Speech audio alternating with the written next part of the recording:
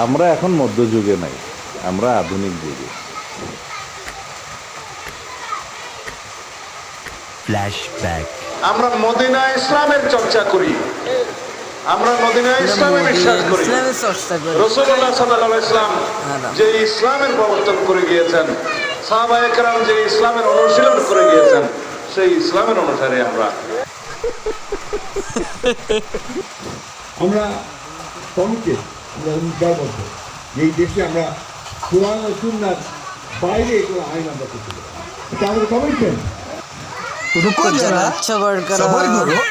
ইনশাআল্লাহ আগামী দিনে দেশ পরিচালনার দায়িত্বে যারা আসবে, আমরা সকলে নবী করিম সাল্লাল্লাহু আলাইহি সাল্লামের যে ন্যায়পরায়ণতা, সেই ন্যায়পরায়ণতার আলোকে আমরা দেশ পরিচালনার